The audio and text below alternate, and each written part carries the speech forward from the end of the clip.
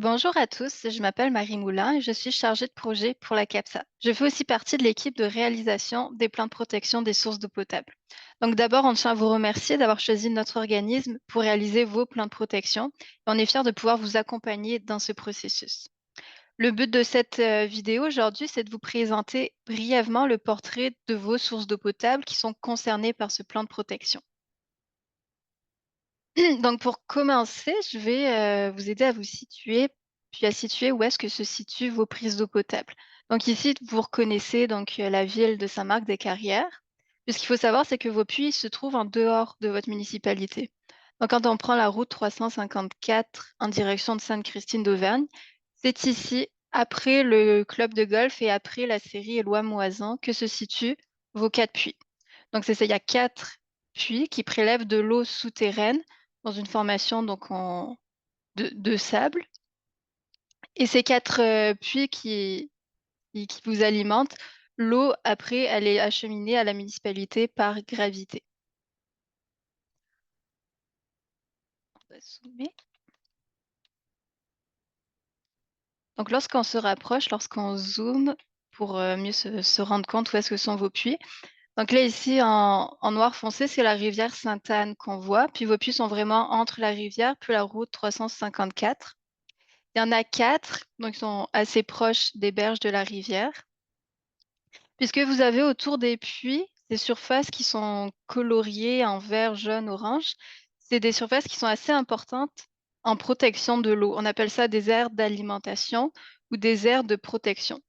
Ce que ça signifie, c'est que sur ces zones géographiques, toutes les eaux de pluie, les eaux qui ruissellent, sont susceptibles de s'infiltrer dans le sol, de se retrouver dans la nappe phréatique et d'être puisées en bout de ligne par le puits.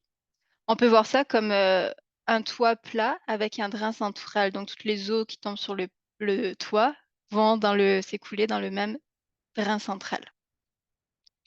La différence de couleur, c'est par rapport donc, au type de contamination qui sont susceptibles d'arriver. Il y a d'abord 30 mètres, c'est ce qu'on voit en rouge, autour de chaque puits, qui sont des zones qui sont vraiment où les activités sont très restreintes pour protéger le puits. C'est un 30 mètres arbitraire. En orange et en jaune, ce sont des zones à risque de contamination pour bactériologique en orange ou virologique en jaune. Ensuite, donc en vert, ce sont les zones où les autres substances sont susceptibles de s'infiltrer puis de rester actives jusqu'à ce qu'elles soient captées.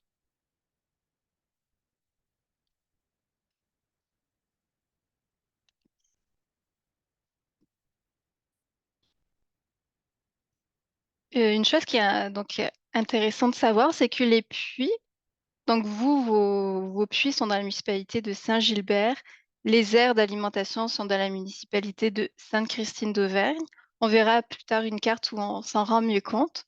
Et votre plan de protection est fait conjointement en collaboration avec la municipalité de Deschambault-Grandines.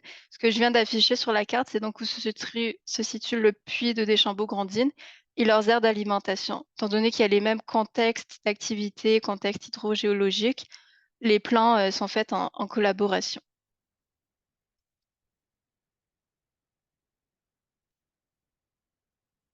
Est-ce qu'on voit la bonne chose?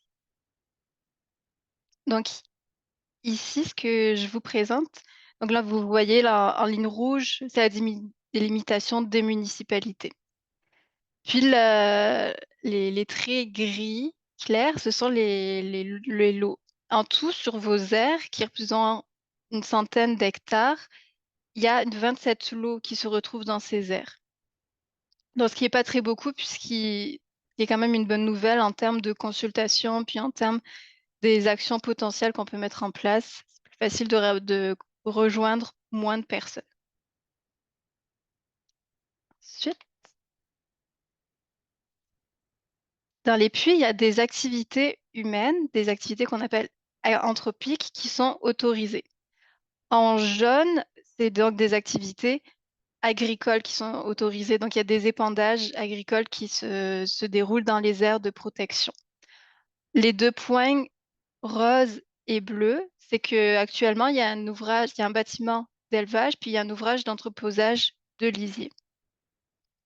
Puis aussi les puits qui sont répertoriés font partie des activités anthropiques parce qu'il peut y avoir potentiellement des contaminations selon l'entretien des puits qui est fait. Donc ça, c'est les activités qui ont lieu. Mais il y a aussi ce qu'on appelle des événements potentiels. Ça, ce sont des choses qui ne sont pas encore arrivées, mais qui sont susceptibles de se produire et d'affecter la qualité de l'eau. Donc les seuls événements potentiels, dans votre situation, ce serait un incendie, le point jaune sur la carte, un incendie d'un chalet, ou sinon, étant donné qu'il y a une route principale puis 2 rangs qui se situent sur les aires d'alimentation, il pourrait potentiellement y avoir des accidents de voiture qui provoqueraient des déversements d'huile ou d'essence. Donc sur cette carte, vous voyez les affectations du territoire.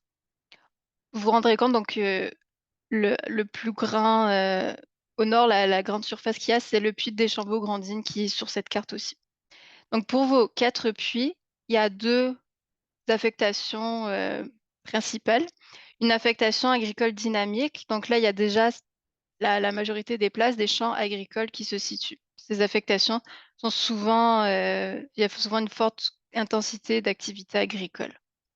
Les zones qui sont, donc plus marron, c'est des zones qu'on dit agricoles viables. Là, c'est souvent des lots avec des activités agricoles qui sont morcelées dans une trame forestière. Donc actuellement, il y a quand même pas mal de forêts, mais les activités agricoles pourraient se développer. Il faut aussi savoir donc dans vos aires, il y a une dizaine de lots qui pourraient accueillir une nouvelle résidence agricole. Il y a des affectations qui permettent pas juste des activités, mais qui pourraient aussi, aider à la protection de l'eau potable. Donc en jaune hachuré sur la carte, il y a un aire de confinement du cerf de Virginie. Par contre, il n'y a pas de milieu humide dans les aires d'alimentation. Donc les milieux humides sont vraiment tous en dehors des aires. Pour ce côté-là, on n'aura pas de protection. Concernant, des problèmes qui se sont déjà produits et leurs causes potentielles, on en retrouve 4 pour votre municipalité.